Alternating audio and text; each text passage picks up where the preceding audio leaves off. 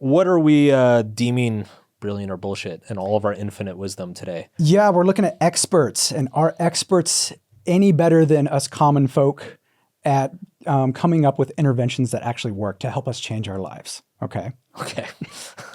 I have a prediction. Okay. Well, there's a huge study done by a whole bunch of experts who came up with a whole bunch of interventions.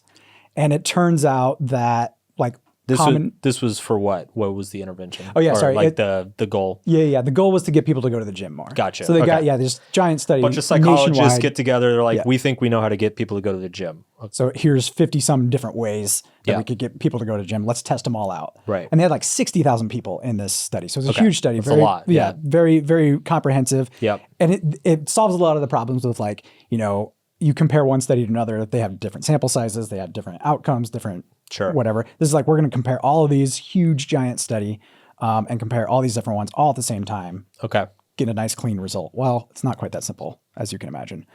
So how'd they do? Well, what they found was that experts were no better than lay people at predicting which interventions were going to work. Okay. Not. So you just feed these to people, a man on the street, and be like, is this going to get people to go to the gym more? Yes or no?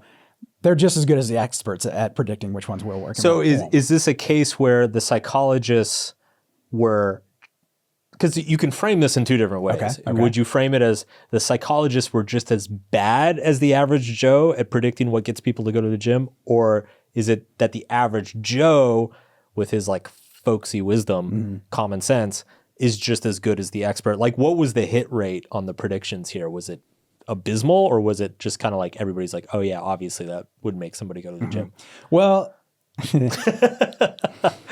the hit rate, according to this study, the hit rate was about 45%. So just less than half of the interventions worked. Yeah, that's not very good. Right? So a coin toss, right? Sure. If you really dig into the data, though, it's only like 4 of these interventions worked out of the 50, I think it was 54 interventions that they tried. Wow, that's depressing. Right. So it was. So basically, it's like the news gets worse, folks. It does. Yes. Like not only do like almost none of the interventions work, but experts were just as clueless as to what the fact that none of them worked as lay people were. As lay people were, yeah. So everybody was bad, basically. Okay. It wasn't like lay people were good and gotcha. Experts were bad or anything like that. Everybody was just bad at it. Yeah. And also worse than a coin flip. Yes. Much worse. Much worse. So not only bad, but like you could literally just flip a coin and you'd get better results. More or less, yeah. Yeah. Yeah. Oh my God, dude. Yeah.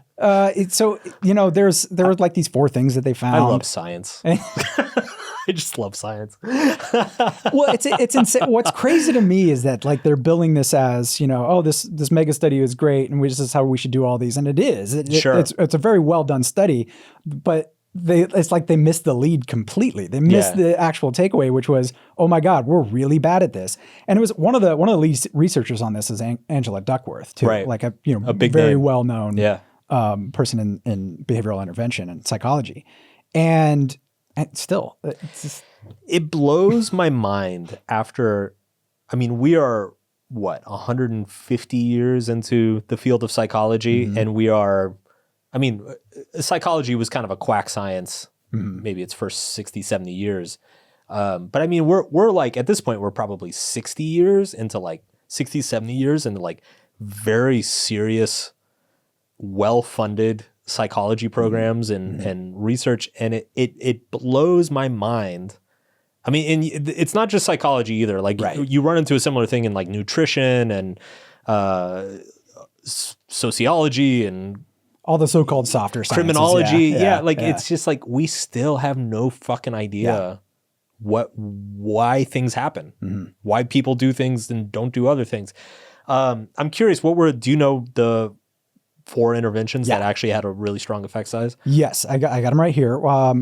The one that worked the best, I think, was bonuses after messing up. So if the way they incentivize these people to go to the gym was they give them like an Amazon gift card and they would add money to the gift card if they, showed up or whatever. If they messed up, if they didn't go, they would give them a little bit of a bonus for going the next time and correcting the behavior, which I found very, very interesting. That is interesting. Yeah. Another one was just giving bigger incentives. Simply, that one's not a big surprise. Shocker. But you get a bigger incentive to go to the gym, the more people will go.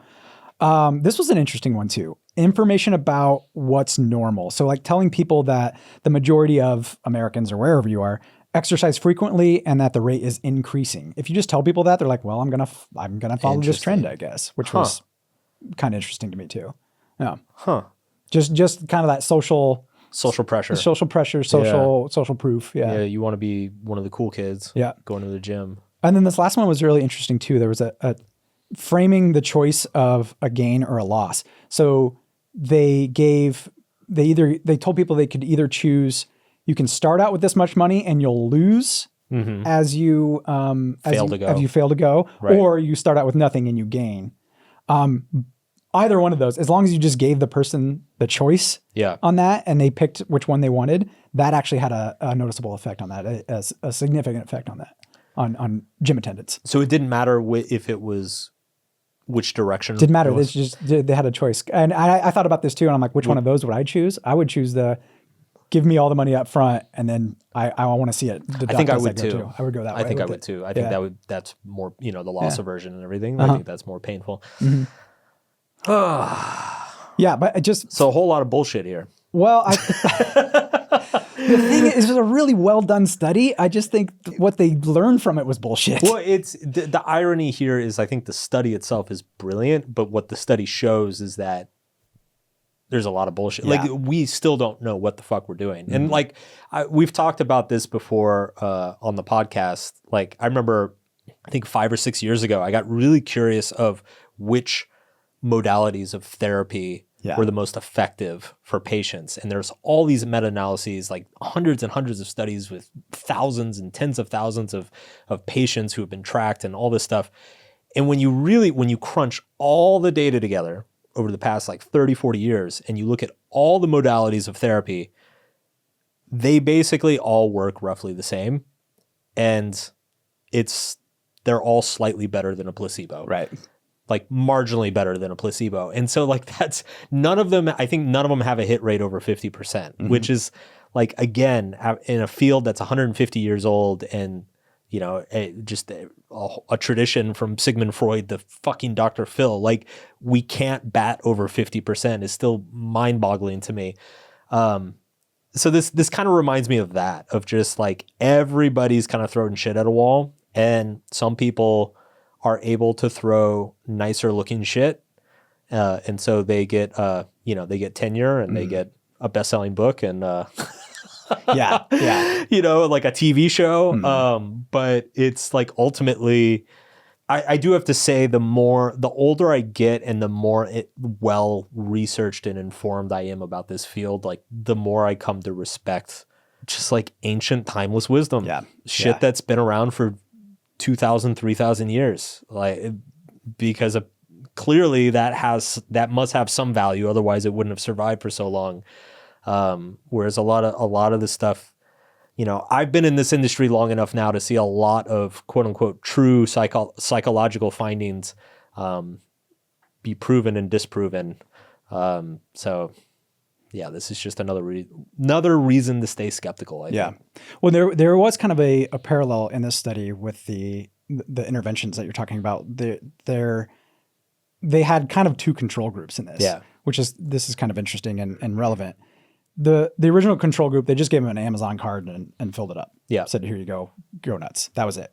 Their baseline group though, they gave them an Amazon gift card and sent them reminders to go work out. And I think like a planner or something like that. That was their baseline. Just doing that alone was significantly better than the control group. Okay. So any intervention whatsoever basically is effective. Yeah. And this is one of the reasons why I think some of their conclusions were a little bit bullshit, was because they were comparing all these interventions to that original control group. Yeah. When really what they should have been doing, this is what Spencer Green pointed out on Twitter, what they should have been doing was comparing it to the baseline. Because we know that any intervention works. Literally just like a text message. A text message said, go to the gym. That like had a significant increase in getting people to go. Yeah. Not even incentivizing them. It's just, there was no incentive. They got the Amazon card just for like participation. They didn't get extra incentive. So this is where I can't help but bring it back to self-help, our industry, where people are spending tens of thousands of dollars on coaching, seminars, training, like all sorts of accountability systems. And at best, that's an incremental. Yeah, you like 1%. That's taking, it's the 80, the thing that drives 80% of the result is like getting a text message and like buying a planner. Yeah. Right. And it's like all that other stuff takes you from 80 to 90% or something. Like, it goes back to it's being boring. It goes back to, you don't need these like mini interventions or huge interventions at any stage. It just goes back to being boring and consistent. It really makes me wonder how much of the monetary value that is being spent in this industry is actually being spent. This comes back to the dinner party thing, right? It's actually being spent on something that makes you feel special. Right. It feels really special having a high-end coach checking in on you who's like made a personalized plan and is like got all these systems for you set up and is going to like go stand in the gym with you and like watch your form and everything. And like that, there's an emotional satisfaction that comes with that, that maybe that's actually what you're mostly paying for. I don't know. Yeah. Yeah. Well, and it just comes back to like these days, I'm just like, if it works for you, go for it. Yeah, whatever. Like, just do it. Yeah, fine. Whatever. Spirit crystals. Yeah, just be happy. Have fun. Whatever. Yeah, yeah. Who am I to say? That'll be maybe that's the slogan of our podcast. Be happy, whatever. That's on brand. It reminds me. I saw there was a viral quote of Keanu Reeves a while ago, and he said he was like, I've reached the stage in my life where I just don't want to argue with people anymore. He said, if you say 1 + 1 = 5, that's great, man. I hope you're happy. I saw that. Keanu is wise. Yes, very wise. Very wise. Hey, everybody. Thank you for watching. This was part of the Subtle Art of Not Giving a Fuck podcast. You can subscribe to the podcast anywhere podcasts are available. That's Spotify, Apple, YouTube, Stitcher, whatever you use. So check it out. Thanks for watching. Talk to you again soon.